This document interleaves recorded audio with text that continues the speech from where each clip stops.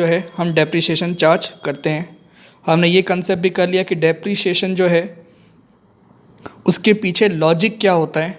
तो simple logic होता है कि जो भी हम कॉस्ट लगाते हैं एसेट खरीदने में, गवर्नमेंट उसको अलाउ तो करती है, पर अलाउ कैसे करती है, एक साथ अलाउ नहीं करती है, टुकड़ों में अलाउड करती है बेस्ड ऑन इट्स यूसेज।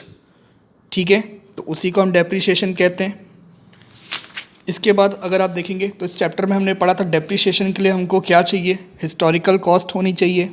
उसमें हमने बातें की थी कि जो भी आपका एसेट में खर्चा लगता है एसेट को रेडी फॉर यूज़ होने तक, वो सारे खर्चे आप एसेट की कॉस्ट में ऐड करते हैं।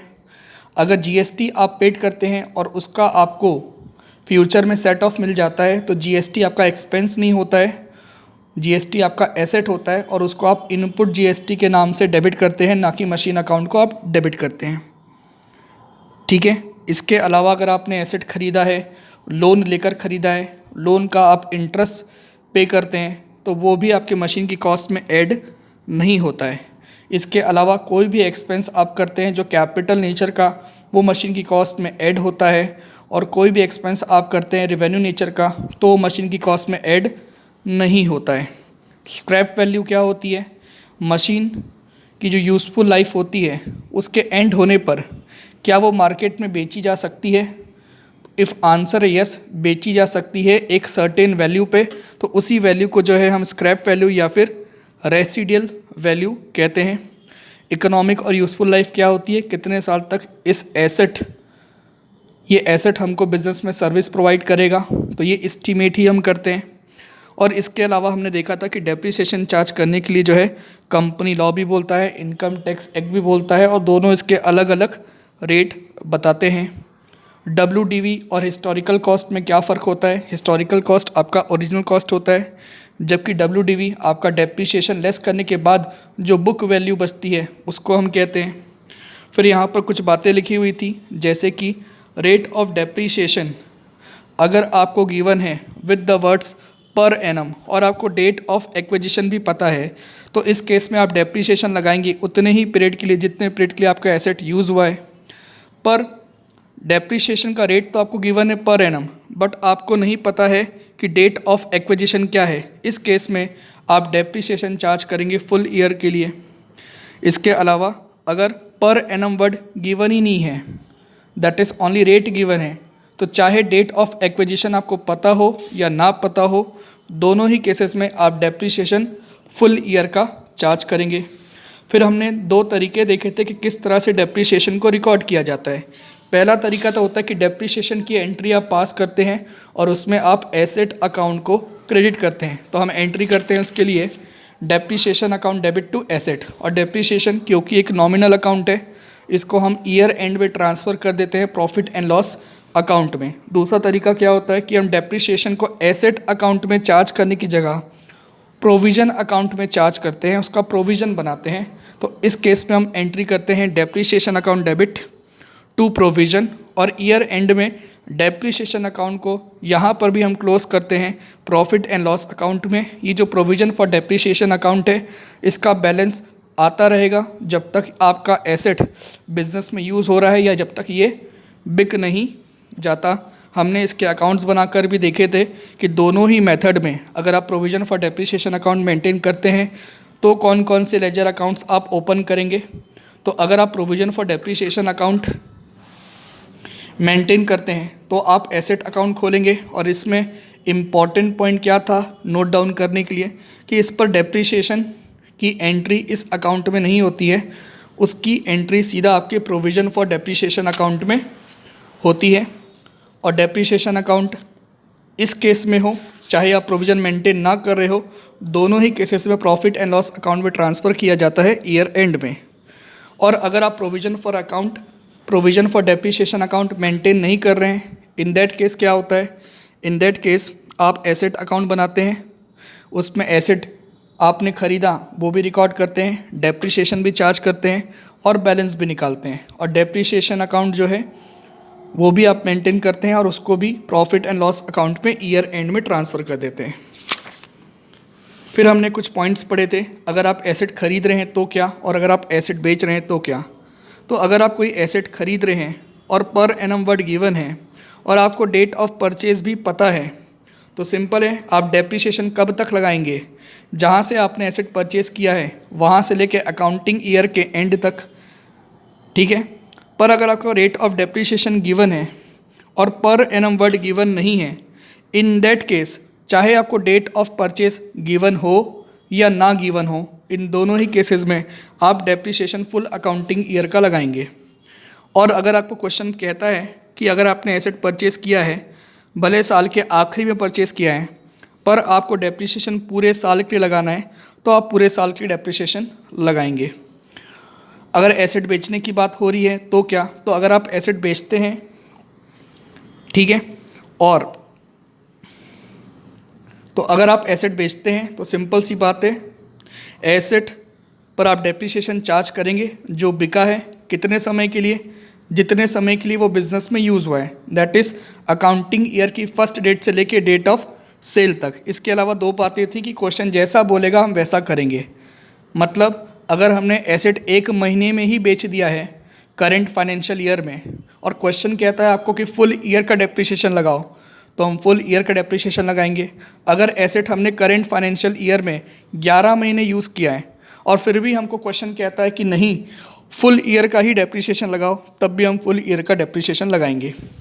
फिर हमने देखा था कि एसएलएम मेथड क्या होता है। इसमें सिंपल सी बात है, डेप्रिसिएशन का जो अमाउंट रहता है वो यूनिफॉर्म रहता है through out the useful life of the asset, इसीलिए इसको हम स्ट्रेट लाइन मेथड कहते हैं। बिकॉज जब आप इसको ग्राफ में प्लॉट करेंगे तो एक स्ट्रेट लाइन मेथड जो है ड्रॉ हो जाएगी। इसको फिक्स परसेंटेज भी बोलते हैं, क्योंकि जो अमाउंट ऑफ डेप्रिसिएशन हम एसएलएम मेथड में निकालते हैं उसको अगर हम परसेंटेज में कन्वर्ट करें तो through out the life of the asset fix percent रहता है, चेंज नहीं होता है percentage of depreciation under SLM method. और इसीलिए इसको फिक्स इंस्टॉलमेंट भी कहते हैं, बिकॉज हर साल जो डेप्रिसिएशन की अमाउंट है, डेप्रिसिएशन का इंस्टॉलमेंट है, वो आपका सेम रहता है। फिर हमने एक केस देखा था कि सपोज़ आपने एसेट परचेज तो किया है अप्रैल में, लेकिन आपने एसेट को इंस्टॉल किया है जुलाई में।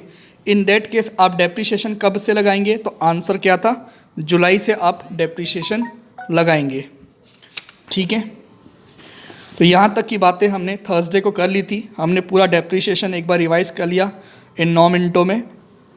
तो अब हमको जो है 1 बाय 1 इलस्ट्रेशन सॉल्व करने हैं। क्योंकि आप पहली बार डेप्रिसिएशन चैप्टर बना रहे हैं, तो मैं आपके साथ कुछ इलस्ट्रेशन सॉल्व करूँगा क्लास में, जिससे कि आपको पता चले कि कैसे आपको क्वेश्चन सॉल्व करना है। उसके बाद जब इस चैप्टर में हम एक पोजीशन पर आ जाएंगे, तब मैं आपसे कहूँगा कि आप क्वेश्चन सॉल्व करके आएंगे। तो फिलहाल अभी आपको देखना है इलस्ट्रेशन 2। इलस्ट्रेशन 2 तो मैंने आपको वैसे होमवर्क दिया था कि आप बना सकते हैं इलस्ट्रेशन 2, 3, 4, यस 2, 3, 4 बना सकते हैं। पर मैंने ये भी कहा था कि ये इलस्ट्रेशन मैं आपके साथ क्लास में खुद एक बार सॉल्व करूँगा, उसके बाद आप बनाएं। तो चलिए शुरू करते हैं इलस्ट्रेशन 2। आप भी जो है अपने साथ एक रफ़ कॉपी और एक पेन साथ में रख लीजिए और मैं ऐसे ही आपको यहाँ पर सॉल्व करवाऊँगा जैसे मैं लाइव क्लास में करवाता हूँ। दैट इज़ मैं यही मान के चल रहा हूँ कि अभी आप सारे बच्चे मेरे साथ जुड़े हुए हैं, और इसलिए ना मैं ज़्यादा स्पीड से पढ़ाऊँगा ना ज़्यादा स्लो पढ़ाऊँगा। जैसा हम लाइव क्लास में पढ़ते हैं वैसा ही पढ़ाऊँगा। ठीक है, तो आइए इलस्ट्रेशन 2 देखते हैं। तो मैं अपनी शीट में सॉल्व कर रहा हूँ, क्वेश्चन को रीड कर रहा हूँ और क्वेश्चन के मेन डाटा को मैं शीट में लिख लूँगा। तो आप भी अपने पास बुक ओपन करके रखेंगे, बट आंसर को जो है आप छुपा लेंगे। ठीक है, आंसर नहीं लिखेंगे, वरना वर्थलेस हो जाएगा हमारा ये क्वेश्चन क्लास में सॉल्व करना।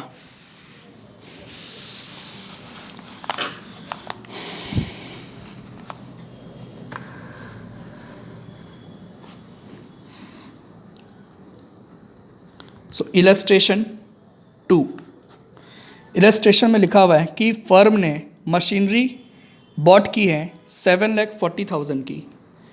तो मशीन आपने परचेज़ की है कितने की, 7,40,000 की। और कब परचेज़ की है, 1 अप्रैल 2018 को। ठीक है, फिर लिखा हुआ है कि 60,000 आपने खर्च किया है इसके इंस्टॉलेशन पे, डेट मेंशन्ड नहीं है, आपने इंस्टॉलेशन पर भी 60,000 स्पेंड किया है और डेट मेंशन नहीं है, तो हम यही अज्यूम करेंगे कि ये आपने 1418 को ही इनकर किया होगा। ठीक है, उसके बाद आपको क्वेश्चन में लिखा हुआ है यूज़फुल लाइफ, और यूज़फुल लाइफ कितनी है आपकी 5 ईयर्स। यूज़फुल लाइफ है आपकी 5 ईयर्स। और आपको यहाँ पर स्क्रैप वैल्यू भी क्वेश्चन में गिवन है, स्क्रैप वैल्यू भी क्वेश्चन में गिवन है, और वो कितनी है 40,000। मतलब ये एसेट जब 5 साल इसके ख़त्म हो जाएंगे तो 5वें साल की एंड में इस मशीन को हम बेच पाएंगे मार्केट में, या इससे पैसे रियलाइज़ कर पाएंगे कितना 40,000। क्वेश्चन की रिक्वायरमेंट क्या है? क्वेश्चन की रिक्वायरमेंट है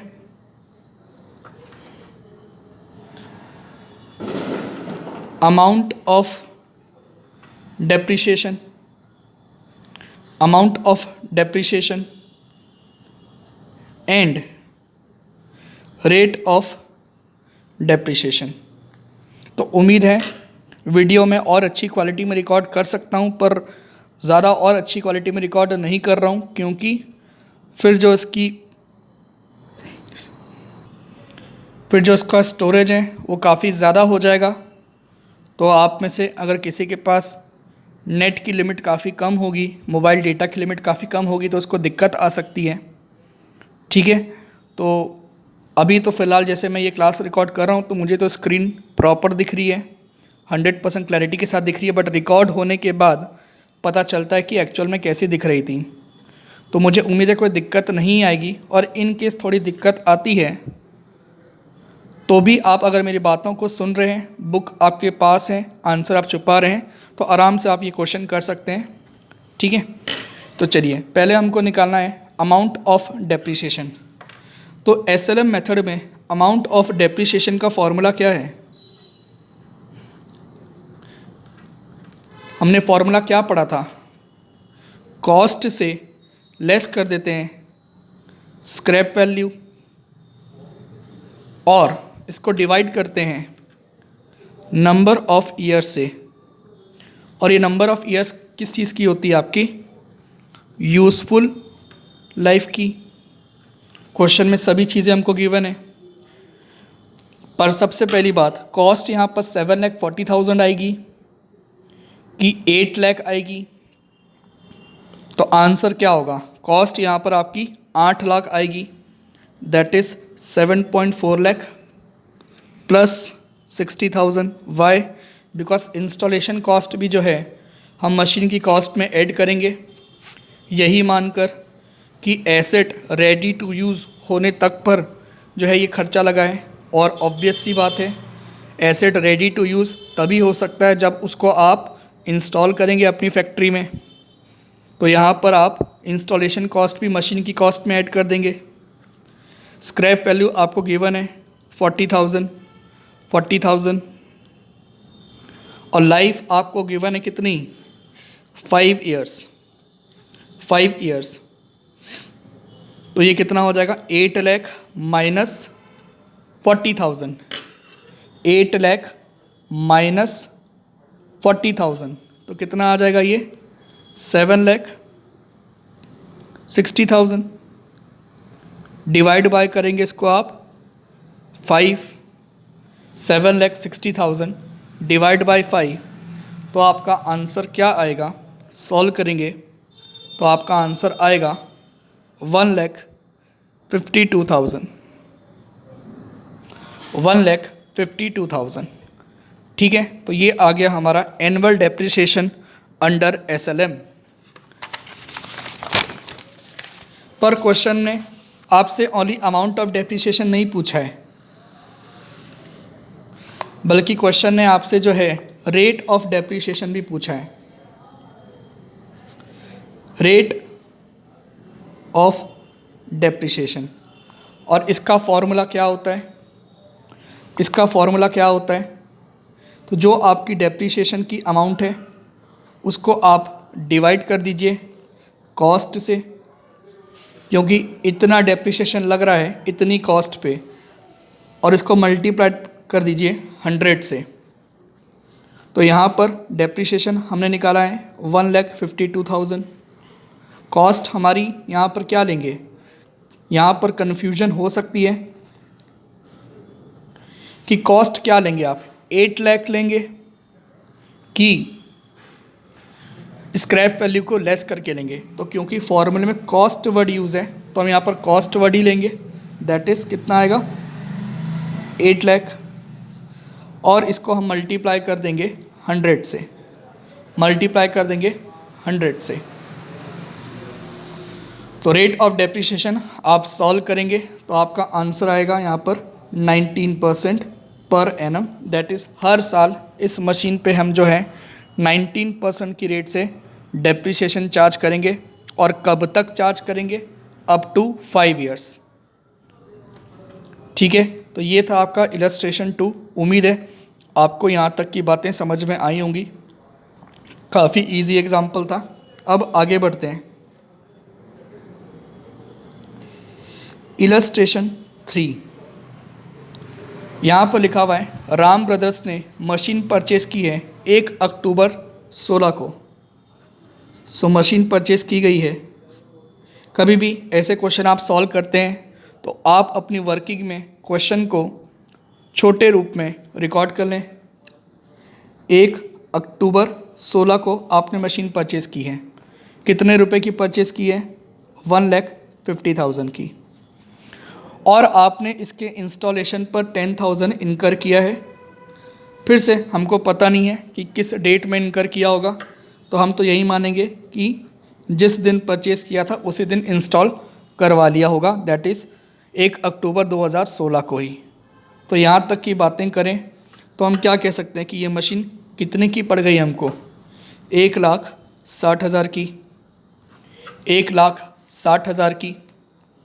ठीक है, उसके बाद क्वेश्चन में आपको लिखा हुआ है स्क्रैप वैल्यू।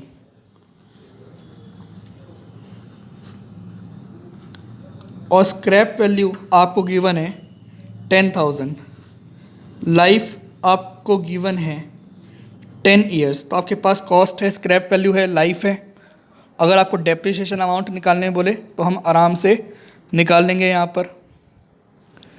ठीक है, अब क्वेश्चन बोलता है कि बुक्स जो हैं, that is books of account, ये क्लोज होती हैं एवरी ईयर 31 मार्च को। दैट इज़ ये क्वेश्चन आपका फाइनेंशियल ईयर वाला है।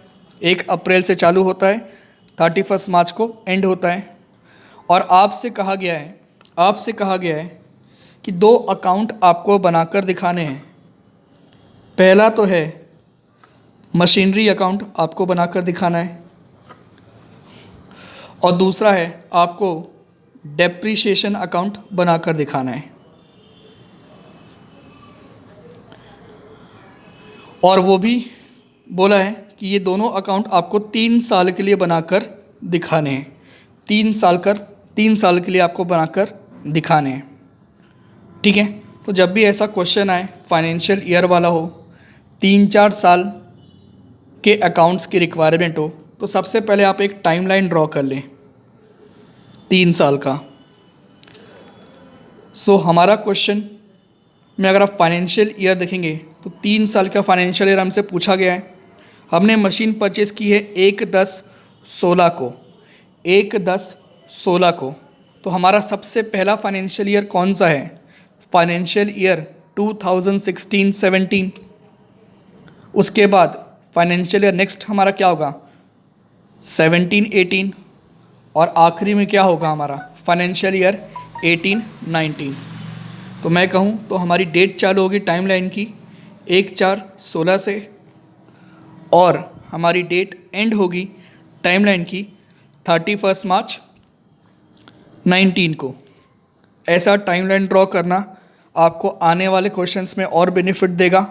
जहाँ पर अभी तो फ़िलहाल अब जो क्वेश्चन हम देख रहे हैं इसमें आपने एक मशीन ख़रीदी है, बेचा भी नहीं है, सिर्फ आपको डेप्रिसिएशन लगाना है 3 सालों तक। आगे क्वेश्चन जो है कॉम्प्लेक्स होते जाएंगे। वहाँ पर जो है आप एक मशीन खरीद रहे होंगे, फिर दूसरी मशीन खरीद रहे होंगे, फिर पहली मशीन बेचेंगे, फिर तीसरी मशीन खरीदेंगे, फिर बाद में दूसरी मशीन बेचेंगे। तो बहुत सारी बातें होंगी। तो टाइमलाइन ड्रॉ करने से क्वेश्चन जो है काफ़ी आसान हो जाता है और इसको हम जो है ब्रीफ कर लेते हैं, छोटे हिस्से में समझ लेते हैं। तो पहला फाइनेंशियल ईयर हमारा 16-17 है, फिर फाइनेंशियल ईयर हमारा 17-18 है और फिर फाइनेंशियल ईयर हमारा 18-19 है। ये पहला क्वेश्चन है, तो अच्छे से समझेंगे, आराम से करेंगे। पहला फाइनेंशियल ईयर एंड कब होगा? 31 मार्च 17 को। दूसरा फाइनेंशियल ईयर एंड कब होगा? 31 मार्च 18 को। ठीक है, तो ये 3 साल मैंने ड्रॉ कर लिए क्वेश्चन के हिसाब से। अब क्वेश्चन में बोला क्या है, 1 अक्टूबर 2016 को, दैट इज़ फाइनेंशियल ईयर 16-17 के बिल्कुल मिड में हमने क्या किया है, यहाँ पर हमने मशीन परचेज़ की है, यहाँ पर हमने मशीन परचेज़ की है और मशीन परचेज़ की है 1.6 लाख की। ठीक है, स्क्रैप वैल्यू आप देखेंगे तो आपको गिवन है 10,000 की, लाइफ है 10 ईयर, पर क्वेश्चन की रिक्वायरमेंट सिर्फ 3 सालों की है, तो आप टाइम लाइन भी 3 सालों का ही ड्रॉ करेंगे।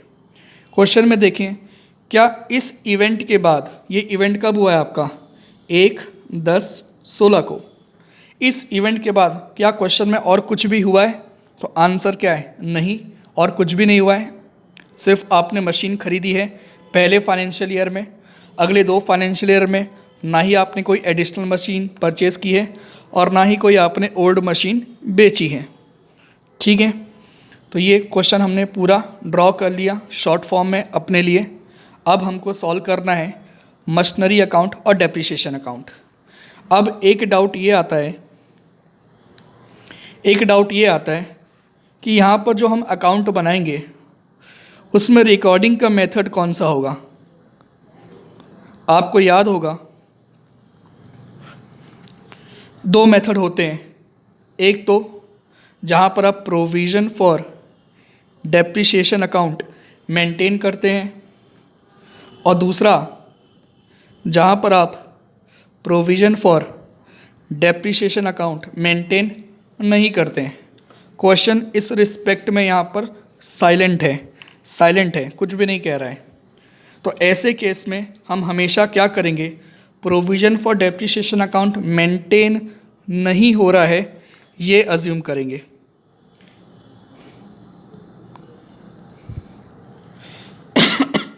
दैट इज़ जब तक क्वेश्चन आपको स्पेसिफिकली इंस्ट्रक्ट ना करे कि आपको provision for depreciation account maintain करते हुए अकाउंटिंग करनी है डेप्रिसिएशन की, आप provision for depreciation account maintain नहीं करेंगे। ठीक है, ओके। अब क्वेश्चन की रिक्वायरमेंट तो है मशीनरी अकाउंट और डेप्रिसिएशन अकाउंट। अब मैंने आपको ये भी बता दिया कि यहाँ पर हम क्या कर रहे हैं, provision for depreciation account maintain नहीं कर रहे हैं। तो इस केस में हम क्या करते हैं, इस केस में हम 2 एंट्री पास करते हैं डेप्रिसिएशन के रिस्पेक्ट में और एक हम मशीन खरीदते हैं उसकी एंट्री पास करते हैं। तो ऐसे तो क्वेश्चन की रिक्वायरमेंट नहीं है जर्नल एंट्री पास करने की, बट सपोज़ अगर आपको जर्नल एंट्री पास करने बोल दिया जाए फाइनेंशियल ईयर 16-17 में, तो आप क्या एंट्री पास करते? तो सबसे पहले एंट्री आप पास करते 1/10/2016 को। हमने मशीनरी परचेज़ की है, क्वेश्चन में मेंशन नहीं है कि आपने कैश से परचेज़ की है या चेक या बैंक के थ्रू परचेज़ की है। नॉर्मली हम कैश मानेंगे, भले आपके इलस्ट्रेशन में बैंक माना है, पर आप आने वाले क्वेश्चंस में देखेंगे जहाँ पर भी मशीनरी बैंक के थ्रू खरीदी गई है वहाँ पर अलग से मेंशन किया है। तो हम कैश में ही मशीन परचेज़ होती है यही मान लेंगे जब तक कुछ और क्वेश्चन में गिवन ना हो। तो यहाँ पर हमने मशीनरी खरीदी है 1/10/2016 को, हम जर्नल एंट्री पास करने की कोशिश कर रहे हैं रफ में अपने लिए। तो हम एंट्री क्या करेंगे, machinery account debit to cash, और यहाँ पर हम मशीन की कॉस्ट कितनी लेंगे, 1,50,000 plus installation, that is 1.6 lakh. इसके बाद आप देखेंगे पूरे साल 16-17 में हमने कुछ नहीं किया है, तो अब 16-17 के एंड में आएंगे। 16-17 का एंड क्या होगा आपका, 31 मार्च 17। और यहाँ पर पहला काम आप क्या करेंगे, डेप्रिसिएशन चार्ज करेंगे, डेप्रिसिएशन चार्ज करेंगे। और आपको भी पता है यहाँ पर provision for depreciation account maintain नहीं करना है, तो डेप्रिसिएशन की एंट्री क्या होगी, तो डेप्रिसिएशन की एंट्री होगी depreciation account debit to asset. और एसेट यहाँ पर हमारा क्या है, मशीन। पर हमने अभी तक डेप्रिसिएशन का अमाउंट कैलकुलेट नहीं किया है, तो चलिए कैलकुलेट कर लेते हैं यहाँ पर शॉर्ट में अपने लिए। डेप्रिसिएशन कितना होगा, एसेट है आपका 1.6 लाख का, स्क्रैप वैल्यू आपकी गिवन है क्वेश्चन में 10,000 डिवाइड बाय 10, तो 1,50,000 डिवाइड बाय 10 करेंगे तो आपका डेप्रिसिएशन पर एनम कितना आ जाएगा, 15,000। तो हम हर साल डेप्रिसिएशन चार्ज करेंगे 15,000। पर इस क्वेश्चन में आप एक बात नोटिस करें कि आपने एसेट साल के शुरू में नहीं बल्कि साल के मिड में परचेस किया है। फाइनेंशियल ईयर वाइज आपने अक्टूबर को एसेट परचेस किया है, अक्टूबर की फर्स्ट डेट को एसेट परचेस किया है। तो यहाँ पर हम डेप्रिसिएशन 15,000 पूरा चार्ज नहीं कर सकते, तो यहाँ पर हम डेप्रिसिएशन कितना चार्ज करेंगे, जितने पीरियड के लिए हमने इस एसेट को यूज़ किया है। तो आप देखेंगे आपने एसेट परचेस किया है अक्टूबर 1 को, तो आपने अक्टूबर में एसेट यूज़ कर लिया, नवंबर में यूज़ किया, दिसंबर में यूज़ किया, जनवरी में यूज़ किया, फेब में यूज़ किया एंड मार्च में यूज़ किया। दैट इज़ 6 महीने के लिए आपने एसेट यूज़ किया। तो अगर 15,000 डेप्रिसिएशन आपका 12 महीने का है, तो 6 महीने का डेप्रिसिएशन आपका कितना होता, 7,500। तो ये बात आप नोटिस रखेंगे कि जो पहला साल है फाइनेंशियल है 16-17, उस साल पूरा डेप्रिसिएशन चार्ज नहीं होगा, 50% डेप्रिसिएशन ही चार्ज होगा, बिकॉज एसेट आपने 6 महीने के लिए ही यूज़ किया है। तो यहाँ पर डेप्रिसिएशन की आप एंट्री पास करेंगे 7,500 से, 7,500 से, ठीक है। और ईयर एंड में आप एक काम और करते हैं, डेप्रिसिएशन क्योंकि एक नॉमिनल अकाउंट है और आपको करेक्ट प्रॉफिट एंड लॉस निकालना है, फॉर दैट आप डेप्रिसिएशन को ट्रांसफ़र करते हैं प्रॉफिट एंड लॉस अकाउंट में। डेप्रिसिएशन का बैलेंस डेबिट है, ट्रांसफ़र करते समय क्रेडिट करना पड़ेगा और जहाँ पर ट्रांसफ़र कर रहे हैं इसको डेबिट करना पड़ेगा, तभी आपका डेप्रिसिएशन अकाउंट क्लोज होगा और पीएल में एक्सपेंस के रूप में डेप्रिसिएशन डेबिट साइड में आ पाएगा। तो 31 मार्च 17 को डेप्रिसिएशन चार्ज करने के बाद ईयर एंड में एक काम और होता है, प्रॉफिट एंड लॉस अकाउंट में इस डेप्रिसिएशन को ट्रांसफ़र करना, और ये होगा आपका सेम अमाउंट से जितना आपने डेप्रिसिएशन चार्ज किया है। तो फाइनेंशियल 16-17 में और हमको कुछ भी नहीं करना है, ये 3 काम ही करने हैं। अब आते हैं फाइनेंशियल ईयर 17-18 में। यहाँ पर अब क्या कोई नया एसेट खरीदा गया है, आंसर है नो। क्या कोई एसेट बेचा गया है, आंसर है नो। तो क्या करें, तो डेप्रिसिएशन लगाओ। तो फाइनेंशियल ईयर 17-18 की एंड डेट क्या होगी, 31 मार्च 18। यहाँ पर आप डेप्रिसिएशन चार्ज करेंगे, एंट्री पास करेंगे, depreciation account debit to machine. हमने साल भर का डेप्रिसिएशन ऑलरेडी कैलकुलेट कर रखा है 15,000, और फाइनेंशियल ईयर 17-18 में तो ये मशीन पूरे साल यूज़ हुई है, दिख रहा है, तो कि बिकी नहीं है। तो यहाँ पर डेप्रिसिएशन आप पूरा 15,000 चार्ज कर लेंगे। और इस साल में आपको एक काम और करना है, इस डेप्रिसिएशन को प्रॉफिट एंड लॉस अकाउंट में ट्रांसफ़र करना है।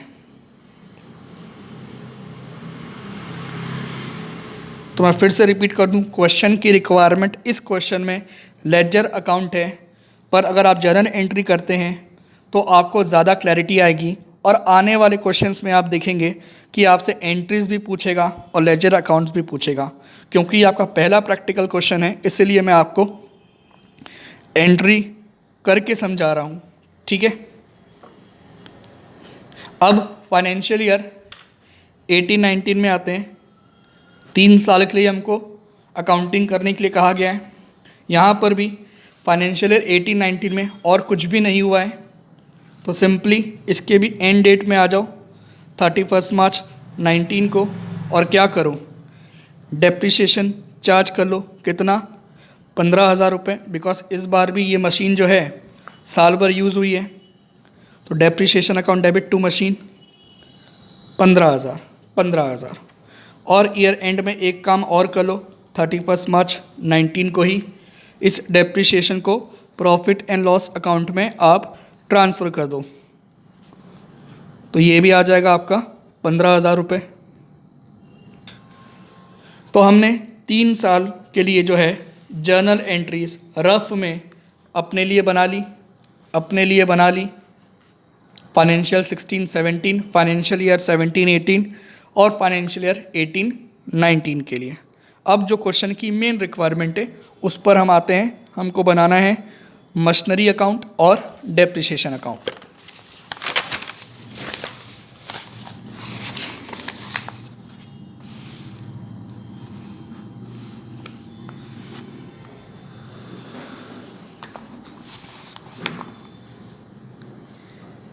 तो अब आप जर्नल एंट्री को याद रखेंगे और यहाँ पर काम करेंगे तो बहुत आसान हो जाएगा। सबसे पहला काम हमने क्या किया है?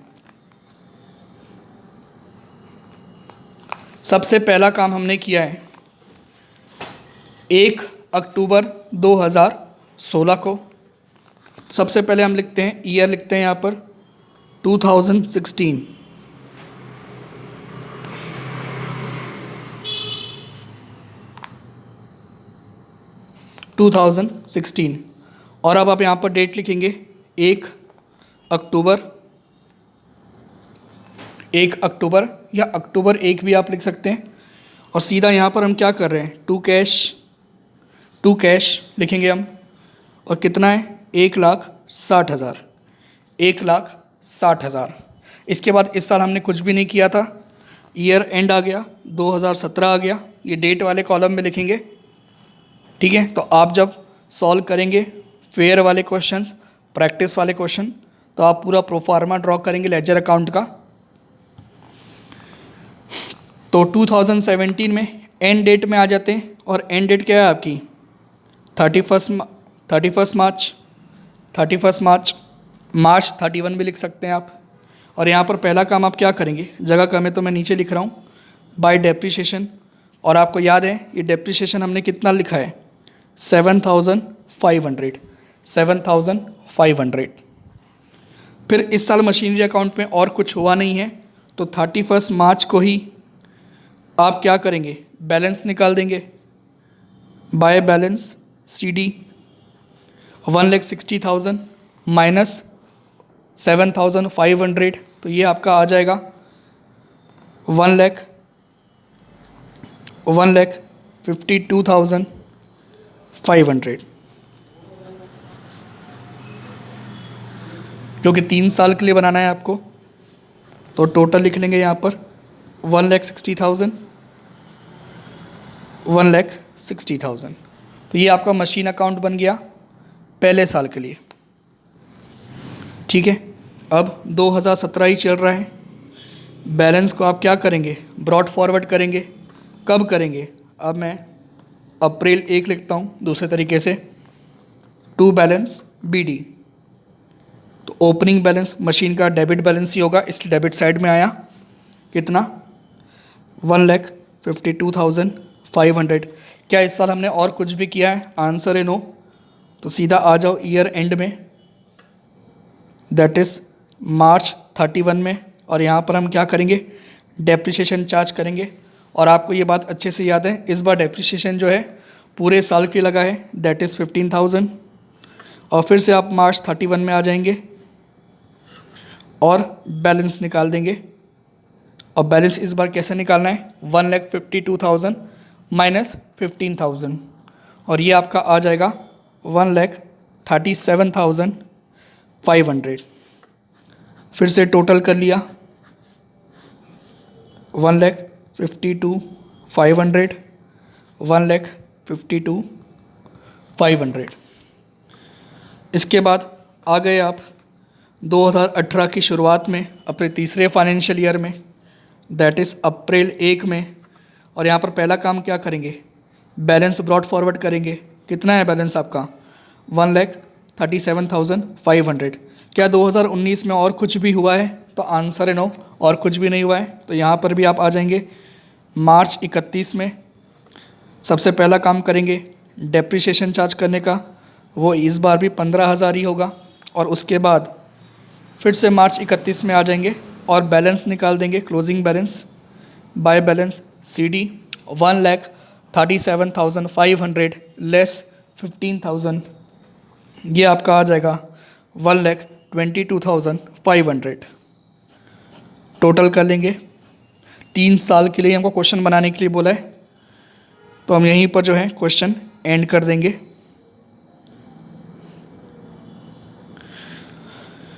तो भले आपके बुक में इलस्ट्रेशन में अगले साल में बैलेंस को ब्रॉड फॉरवर्ड किया है, पर हमारे लिए ऐसी कोई नीड नहीं है।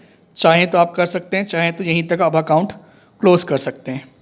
तो ये हमारा बन गया मशीनरी अकाउंट 3 साल का। और आपने देखा, क्योंकि आपने जर्नल एंट्री की, तो काफ़ी आसानी से आप ये मशीनरी अकाउंट बना पाए। वरना और भी बहुत तरीके होते हैं जहाँ पर बच्चों को ये सब चीज़ें रटाई जाती हैं कि प्रोविज़न फॉर डेप्रिसिएशन अकाउंट नहीं बन रहा है, तो मशीनरी अकाउंट में डेबिट में क्या आता है, क्रेडिट में क्या आता है, रटेंगे तो फंसेंगे। आगे जो है क्वेश्चन में और चीज़ें आएंगी। तो हमारा फोकस कंसेप्ट पे होगा, जर्नल एंट्रीज़ में होगा। तो जर्नल एंट्री हमको समझ में आएगी तो आराम से हम अकाउंट में उसकी पोस्टिंग कर पाएंगे। नेक्स्ट आपको बोला है डेप्रिसिएशन अकाउंट बनाने के लिए। ये तो सबसे सिंपल है, 2016 भी यहाँ पर लिखने की आपको ज़रूरत नहीं है, क्योंकि डेप्रिसिएशन का काम आपके ईयर एंड में ही पड़ता है। तो फाइनेंशियल ईयर 16-17 का ईयर एंड 2017 में ही होगा। ठीक है, सबसे पहला काम आप क्या करते हैं, डेप्रिसिएशन की एंट्री क्या होती है, depreciation account debit to machinery. तो यहाँ पर पोस्टिंग कहाँ पर आएगी, डेबिट साइड में आएगी। कब आएगी, मार्च 31 को। और क्या लिखेंगे आप यहाँ पर, टू मशीनरी। और पहले साल में डेप्रिसिएशन कितना लगाया है, 7,500। ये आप एंट्री देखकर भी समझ सकते हैं, या फिर मशीनरी अकाउंट देखकर भी आप समझ सकते हैं। मशीनरी अकाउंट में डेप्रिसिएशन क्रेडिट साइड में आया है, और डेप्रिसिएशन एक एक्सपेंस का अकाउंट है, तो खर्चा यहाँ पर डेबिट साइड में आएगा। अब इस अकाउंट को इस साल के लिए हमको क्लोज करना है, तो कैसे क्लोज करते हैं, क्योंकि ये एक नॉमिनल अकाउंट है, तो इसको भी हम ट्रांसफ़र कर देंगे ईयर एंड में ही, दैट इज़ मार्च 31 को ही। कहाँ पर ट्रांसफ़र कर देंगे, प्रॉफिट लॉस अकाउंट में भेजकर उसकी एंट्री क्या करते हैं, profit loss account debit to depreciation. तो इसलिए डेप्रिसिएशन अकाउंट में प्रॉफिट लॉस किधर आएगा, आपका क्रेडिट साइड में आ जाएगा। तो by profit and loss account, और कितना अमाउंट आएगा, जितना आपने डेप्रिसिएशन चार्ज किया है, दैट इज़ 7,500।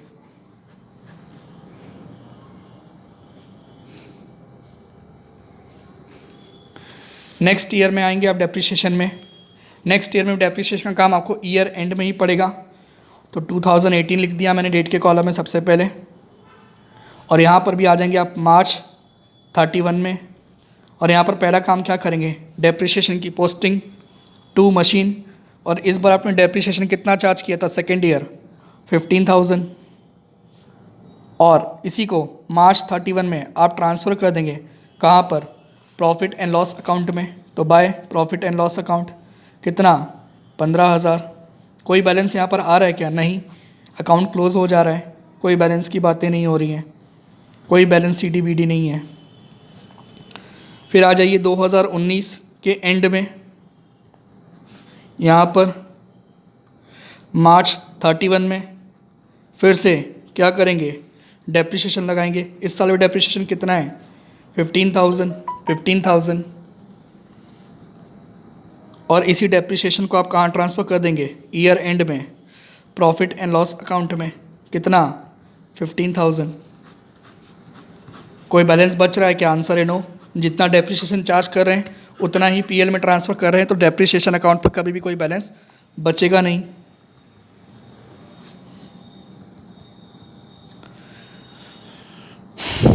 तो ये आपका पहला क्वेश्चन था प्रैक्टिकल, इसलिए काफ़ी अच्छे से और जर्नल एंट्री के साथ में आपके साथ मैंने ये क्वेश्चन सॉल्व किया है और आपको बनवा कर दिखाया।